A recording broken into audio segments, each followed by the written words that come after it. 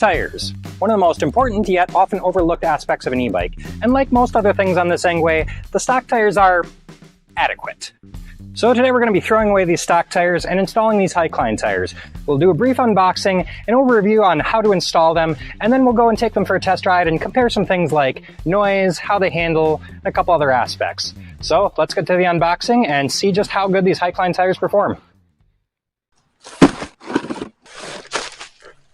That's it, they're tires. Underneath the Hycline label, the tires are branded Advanced on the tag and Hummingbird on the tire itself. I snip the zip ties and unfold the tire, giving it time to fully come into shape before installation. The tires feel far more substantial than the stock tires, at around double the thickness, leading to a much more puncture-resistant tire compared to the paper-thin, plastic-feeling stock tires. They even smell like real automotive tires. Don't unbox these indoors unless you want your house smelling like a tire shop. Compared to the stock stuff, these feel like actual real tires.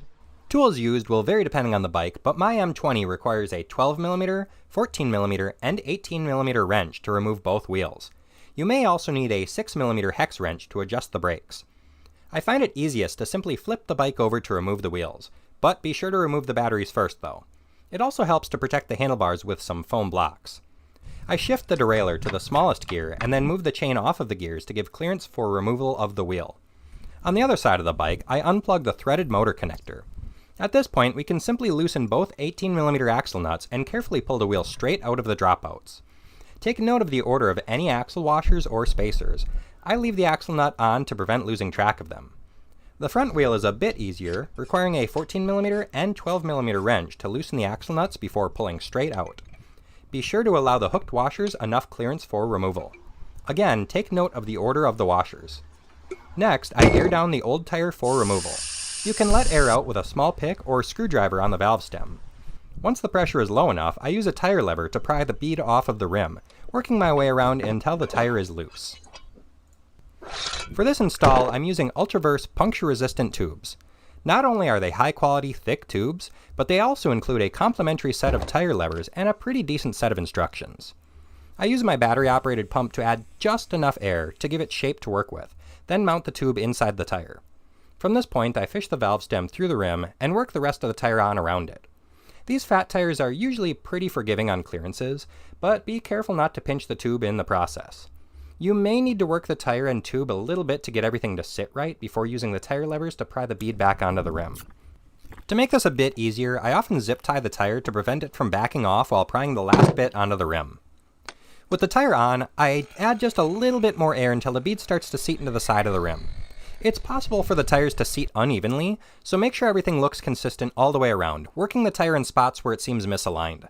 Luckily, this tire behaved very well, so I proceeded with airing it up the rest of the way. Fully aired up, here's a quick comparison of the profile of the stock tire. Installing the wheels is the same process, just in reverse, with the added trickiness of aligning the brake rotor between the calipers.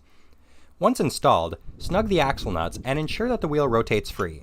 If the brakes rub or are misaligned, you can back off of the brake caliper mounting bolts, squeeze the brake lever, and then tighten the bolts back up again. This should center the caliper pretty well, though you may need to manually adjust the rear pad on mechanical brakes. The rear wheel is a bit more tricky, as I need to align the brake rotor while also fitting the chain around the freewheel. Make sure the washer order is correct, with the lip on the torque washer facing outward and the axle fully seated into the dropout. If all is correct, we can snug down the rear axle bolts to around 80 Nm or 60 foot-pounds. If you don't have a torque wrench, just crank on it and bless it by saying, "That's not going anywhere." Finally, put the chain back on and reconnect the motor plug, securing it to the frame with a zip tie. With the bike flipped back over, rubber side down, I pop the battery back on and set out for my first test ride. My first and biggest question was, how loud are these going to be? The stock tires are already quite loud and buzzy, but thankfully these new tires really aren't that much louder, they just sound different. They're a bit lower pitched and more rumbly, which to my ear sounds a bit more pleasant than the stock buzzy sounding tires. I'm always nervous how large lugs will handle on pavement, but the tires are stiff enough that they take corners with confidence. I was actually really surprised at this. They feel more sure-footed than the stock tires on pavement. And it helps that you can air them all the way up to 40 psi, although when I tested it, I wound up running them at around 18. In a straight line, however, they're definitely worse off. I lost about 1 to 2 miles an hour off my already low top speed of around 25.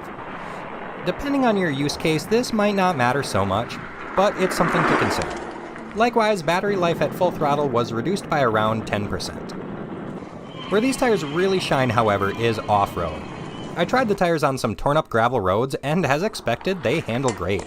The big lugs make these great for gravel, dirt, rocks, and otherwise rough and loose terrain. The tires did want to wash out if pushed to the limit on wet or hard-packed dirt, but they otherwise performed very well on some off-road trails, which is, I think, where these tires really shine. The bike is already my primary winter weather bike, so be sure to subscribe if you want to see a follow-up in the snow. I'm often on the road while editing videos, but I hate shutting myself out by working with earbuds, so today I'm trying Tozo's open-ear headphones. They look sleek with a built-in charge indicator, and they fit quite comfortably compared to the standard earplug-style earbuds. I was surprised at how clear they sound without shutting me out from the world, making them a perfect fit for biking where you still want maximum situational awareness. One of my biggest complaints in Bluetooth earbuds is lag, but these were responsive enough to get real editing done on the go, and even when my laptop was dead, the headphones were still going strong at almost full charge. If you're like me and want a more casual listening experience while still being affordable, check out the links to Tozo's products in the description. So ultimately, do I recommend these Hycline tires? Honestly, I think they're a very great looking tire. They look super awesome on this. So for like this type of Super 73 style, just like your moped style e-bike, they kind of make it look a little bit more mean.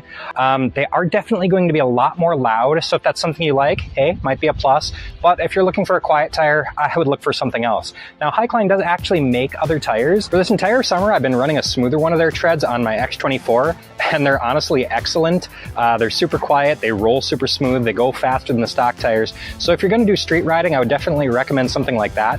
Now, instead of this being a straight up review, I tried to make this a little bit more educational by including the tire change process. So if you've got an M20 or really any other fat tire bike, that should apply to this. So hopefully that's helpful to you. And again, if you like this video, please make sure to leave a like. And as always, thanks for watching.